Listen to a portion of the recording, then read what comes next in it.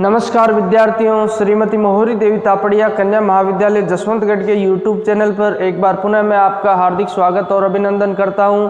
मैं प्रवक्ता चंद्र प्रकाश गुर्जर। आज की क्लास हमारे BA द्वितीय वर्ष के छात्रों हेतु इतिहास विषय की होगी। वैसा कि आपको विदित होगा कि हम इतिहास विषय के दौरान तुगलक वंश का अध्ययन कर रहे हैं। तुगलक वंश के दौरान बात की जाए तो हमने दो तुगलक शासकों को पढ़ लिया है, जिसमें गयासुद्दीन तुगलक और मोहम्मद बिन तुगलक के बारे में हमने पढ़ लिया है। और हम जो फिरोज शाह तुगलक है उनके बारे में पढ़ रहे हैं और उनके बारे में हमने जो बाकी चीज़ें जो पढ़ ली है उनके द्वारा सैन्य अभियान वगैरह, राजस्व व्यवस्था द्वारा और बाकी चीज़ों का अध्ययन कर लिया। आज हम जो फिरोज शाह तुगलक है, जिनका शासनकाल अगर बात की जाए तो वैसे तो आपको विदित होगा 1351 ईस्वी से लेकर 1388 ईस्वी तक रहता है। इनके समय में कौन कौन से विद्रोह होते हैं और इन विद्रोहों का कैसे दमन इनके द्वारा किया जाता है, उसके बारे में हम आज अध्ययन और चर्चा करेंगे। तो बात की जाए तो तुगलक वंश के शासकों में वैसा आपको पता होगा, जो मैंने पीछे की क्लास में पढ़ाया था, कि जो मोहम्मद बिन तुगलक है, जिनके शासनकाल की अगर बात की जाए तो 1325 ईस्वी से लेकर 1351 ईस्वी तक रहता है। उनके समय में सर्वाधिक विद्रोह अपने को देखने को मिलते हैं और दिल्ली सल्तनत का जो विभाजन और जो विखंडन होता है वो मोहम्मद बिन तुगलक के जो अंतिम वर्षों में जो शुरू हो जाता है। मोहम्मद बिन तुगलक के पश्चात जो शासक बनते फिरोज शाह तुगलक है, इनके समय में भी अपने को काफ़ी कुछ जो ज़्यादा विद्रोह देखने को नहीं मिलते। कुछ विद्रोह के बारे में जो चर्चा आज हम करेंगे। तो बात करते जो मुख्य विद्रोह है उनके बारे में हम जानेंगे। तो गयासुद्दीन तुगलक फिरोज शाह तुगलक है, इनके समय में पहला विद्रोह होता है जो दमगानी नामक का व्यक्ति है। ये दमगानी कौन था? अगर दमगानी की बात की जाए तो दमगानी था गुजरात का सूबेदार, और गुजरात में जो राजस्व एकत्रण करने का ठेका भी इसके द्वारा ले रखा था। यानी जो राजस्व उस क्षेत्र में गुजरात सूबे का, सूबेदार का मतलब होता है सूबे का जो मुखिया होता है उसे ही सूबेदार कहा जाता है। तो दमगानी की बात करें तो दमगानी गुजरात का सूबेदार था और उसे जो राजस्व एकत्रित करने का ठेका ले रखा था। लेकिन वह क्या होता है कि निश्चित जो राजस्व की रकम है फिरोज शाह तुगलक के पास नहीं पहुंचा पाता है, और इसमें असफल होने के पश्चात दमगानी के द्वारा क्या किया जाता है, विद्रोह करने का निश्चय किया जाता है और ये उसके द्वारा ठान लिया जाता है। उसके द्वारा दिल्ली सल्तनत की अधीनता को अस्वीकार कर दिया जाता है और स्वतंत्र शासक की तरह व्यवहार करने लगता है। अब ये बात जब फिरोज शाह तुगलक को पता चलती है, दिल्ली तक बात पहुंचती है, तो फिरोज शाह तुगलक के द्वारा इसे विद्रोह को दबाने का निश्चय किया जाता है और शाही सेना यानी जो दिल्ली के सुल्तान की सेना थी, उस दिल्ली के सुल्तान की सेना को ही शाही सेना कहा जाता है। शाही सेना को विद्रोह के दमन के लिए भेज दिया जाता है। अब क्या होता है, दमगानी विद्रोह के दौरान जब शाही सेना यहाँ गुजरात आती है तो दमगानी पराजित होता है और दमगानी को पकड़ लिया जाता है। दमगानी को पकड़ने के पश्चात उसका कत्ल कर दिया जाता है और कहते हैं उसकी गर्दन जो धड़ से अलग कर दी जाती है, गर्दन को काट कर दिल्ली तक पहुँचा दिया जाता है। और इस तरह दमगानी के विद्रोह का दमन फिरोज शाह तुगलक के द्वारा करवा दिया जाता है। ये फिरोज शाह तुगलक के समय जो पहला विद्रोह रहता है। अब बात करते हैं दूसरे विद्रोह की, जो इटावा के जमींदार। इटावा वर्तमान समय में अगर इस क्षेत्र की बात की जाए तो इटावा जो उत्तर प्रदेश का एरिया है, इटावा जिला भी है। इस क्षेत्र के जमींदार है, जमींदारों के द्वारा विद्रोह कर दिया जाता है 1377 ईस्वी में। ये इस समय दूसरा विद्रोह रहता है 1377। इनके द्वारा किन परिस्थितियों में विद्रोह किया जाता है तो उसकी बात हम करें तो जोर जबरदस्ती क्षेत्र जिसे कहा जाता है। इटावा का जो क्षेत्र था जोर जबरदस्ती क्षेत्र था। अब जोर जबरदस्ती क्षेत्र क्या होता है? जोर जबरदस्ती क्षेत्र, ये जोर जबरदस्ती क्षेत्र क्या होता है इसके बारे में हमें जानना जरूरी होगा। यहाँ पे अगर बात की जाए, जोर जबरदस्ती क्षेत्र वो होता है जहाँ से राजस्व एकत्रित करने में जो टैक्स, जिसे अपन कहते हैं रेवेन्यू टैक्स होता है, कर एकत्रित करने में काफ़ी मुश्किलें और दिक्कतें आती है और वहाँ पर कर जो संग्रहण करने के लिए सेना का प्रयोग भी करना पड़ता है, तो उसे जोर जबरदस्ती क्षेत्र कहा जाता है।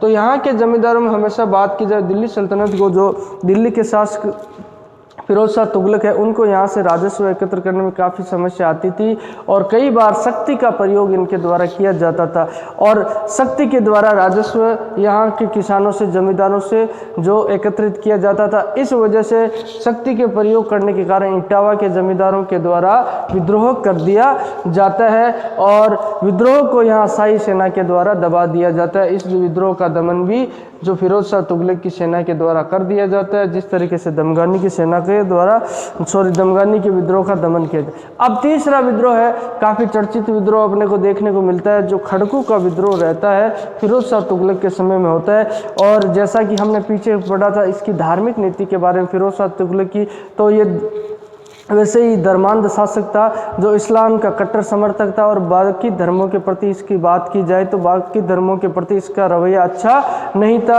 वह उन्हें उन धर्मों का, बाकी धर्मों इस्लाम के अलावा किसी का सम्मान नहीं करता था। तो अब ये खड़कू शासक रहते हैं, खड़कू नामक व्यक्ति के द्वारा विद्रोह कर दिया जाता है।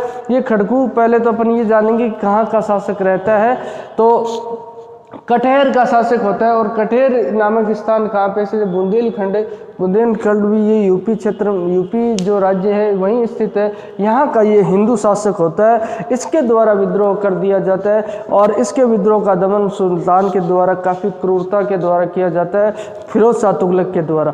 ये पहले तो हिंदू शासक था, वैसे भी हिंदू शासकों के प्रति जो ईर्ष्या भावना है जो फिरोज शाह तुगलक के द्वारा रखी जाती है, चाहे नगरकोट का जो आप अभियान ले लो, चाहे जादनगर का अभियान ले लो, कितने मंदिरों को क्षति इसके द्वारा पहुंचाई जाती है। और अपने उलेमाओं को उलेमा और अमीरों को खुश करने के लिए हिंदू शासकों के प्रति समय समय पर इसके द्वारा सैन्य अभियान किए जाते हैं। तो इस विद्रोह का दमन करने के लिए इस विद्रोह का जो अगर मुख्य कारण जाना जाए तो मुख्य कारण क्या था, खड़कू के द्वारा क्या किया गया, 2 शहीद मुसलमानों की हत्या कर दी गई थी किसी कारणवश।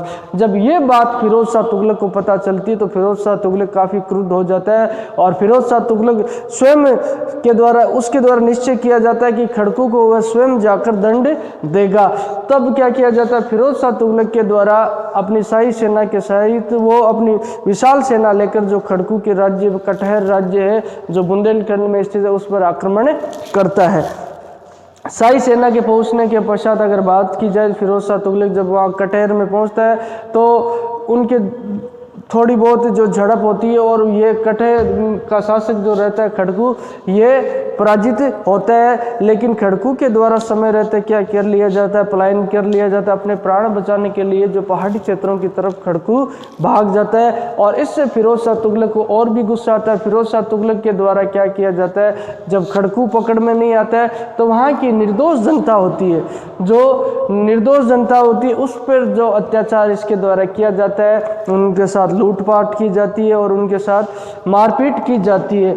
और क्रोधित फिरोज शाह तुगलक के द्वारा जो कटहर के राज्य में काफ़ी जो नुकसान पहुंचाया जाता है वहाँ की निर्दोष जनता को, और कहते हैं कि 23,000 हिंदुओं को ज़बरदस्ती और बलात् है जो मतलब बलपूर्वक है जो उनका धर्मांतरण करवा दिया। धर्मांतरण का मतलब 23,000 हिंदुओं को मुसलमान यहाँ पे फिरोज शाह तुगलक के द्वारा बना दिया जाता है। कटहर राज्य के विद्रोह के दमन के दौरान वहाँ की जनता को मुसलमान इसके द्वारा बना दिया जाता है। और आगे भी जो बात की जाए तो फिरोज शाह तुगलक के द्वारा काफ़ी कटहर की जनता पर अत्याचार किया जाता है।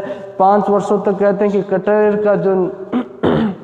कटहर क्षेत्र का दौरा बार बार फिरोज शाह तुगलक के द्वारा किया जाता है और वहाँ की जनता पर अत्याचार उसके द्वारा किए जाते हैं।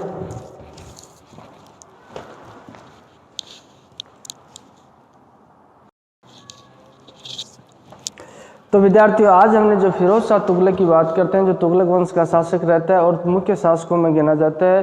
3 ही शासक जो मुख्य शासकों में गिने जाते हैं, जो गियासुद्दीन तुगलक और मोहम्मद बिन तुगलक और फिरोज शाह तुगलक। फिरोज शाह तुगलक के समय में जो होने वाले विद्रोह के बारे में हमने अध्ययन किया। सबसे सर्वाधिक जो दिल्ली सल्तनत के तहत हमने बात की, सर्वाधिक विद्रोह होते मोहम्मद बिन तुगलक के समय में। फिरोज शाह तुगलक के समय में भी कुछ विद्रोह देखने को मिलते हैं। तो उनमें से जो मुख्य विद्रोह उनके बारे में हमने चर्चा की है।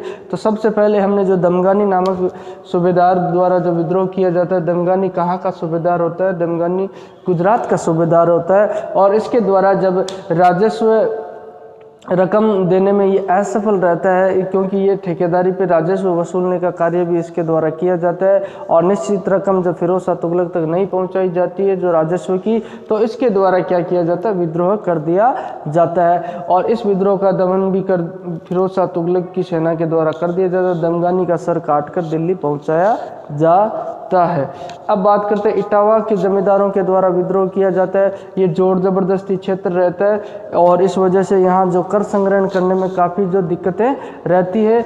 इस वजह से जो यहाँ के जमींदारों के द्वारा जो विद्रोह, जो शक्ति का प्रयोग यहाँ पे दिल्ली सल्तनत के शासक फिरोज शाह तुगलक द्वारा किया जाता है, जिस वजह से यहाँ इटावा के जमींदारों के द्वारा विद्रोह कर दिया जाता है। सॉरी। अब बात करते हैं खड़कू की। जो खड़कू कटेर का शासक रहता है जो बुंदेलखंड में स्थित है, यहाँ के शासक के द्वारा 2 शहीद मुसलमानों की हत्या कर दी जाती है, जिस वजह से क्रुद्ध होकर फिरोज शाह तुगलक के द्वारा इसके क्षेत्र पर आक्रमण किया जाता है। और आक्रमण करने के दौरान यहाँ की जनता के साथ है जो काफ़ी अत्याचार उसके द्वारा किया जाता है। और यहाँ जो खड़कू के द्वारा अपने प्राण बचाकर पहाड़ों की तरफ भाग जाता है वह खड़कू, और उसके द्वारा वहाँ शरण ले ली जाती है। यहाँ पर फिरोज शाह तुगलक के द्वारा जो निर्दोष जनता पे अत्याचार किए जाते हैं और जनता के साथ लूटपाट है जो यहाँ सेना के द्वारा की जाती है। 23,000 हिंदुओं को ज़बरदस्ती मुसलमान इनके द्वारा बना दिया जाता है, यानी धर्मांतरण कर दिया जाता है। और आगे के 5 वर्षों तक जो फिरोज शाह तुगलक के द्वारा समय समय पर कटिहार का दौरा करते हुए इस जनता पर अत्याचार किया जाता है। तो फिरोज शाह तुगलक के बारे में मुख्यतः हमने काफ़ी चीज़ें पढ़ ली है। और अब फिरोज शाह तुगलक के समय की बात की जाए तो तुगलक वंश का जो शासक है फिरोज शाह तुगलक, यही मुख्य अंतिम शासकों में रहता है। उसके परवर्ती शासकों की बात की जाए तो उनका ज़्यादा जो किरदार अपने को देखने को नहीं मिलता है और उनकी ज़्यादा चर्चा नहीं की जाती है। तो हमने फिरोज शाह तुगलक के बारे में ये पढ़ लिया है जो उसके विद्रोह में। अब फिरोज शाह तुगलक के बारे में जो उसके अंतिम समय में और उसकी मृत्यु को पढ़ते हुए और उसका चरित्र का मूल्यांकन करते हुए हम फिरोज शाह तुगलक के अध्ययन को समाप्त करेंगे। उसके पश्चात परवर्ती शासकों की क्लास ज़्यादा लंबी नहीं रहेगी और उसके पश्चात जो अगले जो प्रांतीय क्षेत्र है, प्रांतीय शासक है, उनके बारे में हम पढ़ेंगे। तो बोलिए यहाँ तक आपको कोई चीज़ समझ में नहीं आई हो, किसी तरह की समस्या हो, शंका हो तो आप निसंकोच पूछ सकते हैं। आपके पास जो शैक्षणिक व्हाट्सएप ग्रुप है, जो प्लेटफॉर्म है, उसके माध्यम से अपनी बात पहुंचा सकते हो। और भी किसी तरह की जिज्ञासा और उत्सुकता हो इतिहास विषय से संबंधित तो आप मुझसे पूछ सकते हो। तो आज की क्लास के लिए बस इतना ही। सभी विद्यार्थियों का बहुत बहुत धन्यवाद।